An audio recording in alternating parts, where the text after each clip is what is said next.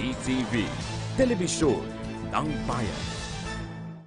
Nagtipon-tipon din ng mga tao sa Rizal Park sa Davao City para sa isang Freedom Rally bilang pagpapakita ng suporta sa Administrasyong Duterte.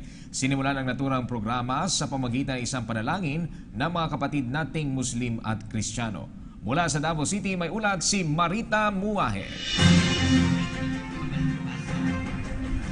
Maayong gabi sa inyo dyan, Ralph and Rocky. Eksaktong alas 3 nga ng hapon ay nagsimula ang Freedom Rally against crime, corruption and drugs dito sa Rizal Park, Davao City.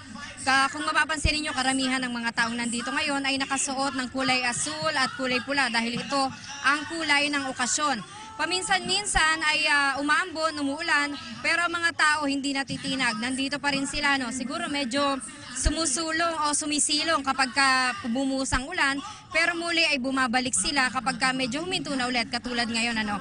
At bantay sarado ang event na ito ng ating mga kapulisan. At ito ay upang mapanatili hindi lamang ang kaayusan ng programang ito, kundi maging ang seguridad ng lahat ng mga taong ma-attend dito. So ngayong gabing ito ay makakasama natin si Police Chief Senior Inspector Catherine De La Rey, spokesperson po ng Davao City Police Office. Magandang gabi sa inyo, ma'am. Magandang gabi po, ma'am. Ma'am, ilan po yung estimate niyo ng mga taong dumating dito ngayon? Ang estimated po natin is yung 5,000 ang tao nandito sa Rizal Park at marami pa pong dumadating. So hanggang mamayang gabi to, na-expect natin na dadami pa to ng dadami hanggang bago matapos. Opo, ma'am. In-expect po natin na marami pa po kasi hanggang 12 midnight po ang programa sa Freedom Rally dito sa Rizal Park sa Davao. So far, ma'am, kumusta yung security? So far naman po, peaceful naman po and orderly ang nagaganap na Freedom Rally. Wala po tayong naitala na any untoward incident. And then nakastandby po ang kapulisan, ang Task Force Davao, and yung mga Civilian Volunteers Task Force para to make sure po na magiging secure ang ginaganap na Freedom Rally. Ilang mga pulis po ang nakadeploy ngayon?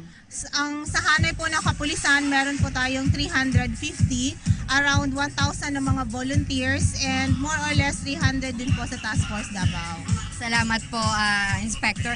So bukod dun sa mga nabanggit ni Chief Inspector De La Rey, ang lugar ay mapapansin din na marami yung may mga fire truck na nagkalat, may mga 911 ambulances na mga nandito sa paligid, bukod pa dun sa ilang mga civic organizations na nandito upang tumulong sa pagbibigay ng security at ng peace and order dito po sa lugar.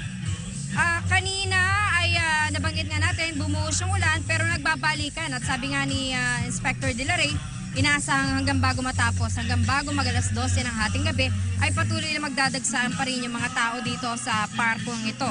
Bukod sa mga taga rito sa Davao, nakisa rin sa okasyong ito ang mga kababayan natin mula sa Region 12, 13, pati na rin ang mga taga Bukidnon na bumiyahe pa para lamang maka-attend dito at maipakita ang kanilang suporta sa ating mahal na Pangulo sa kanyang mga programa.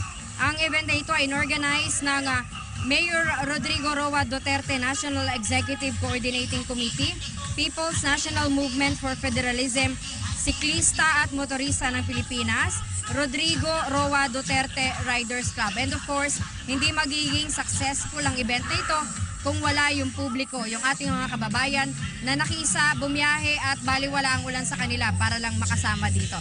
So mula dito sa Davao City para sa PTV News, Marita Muahe.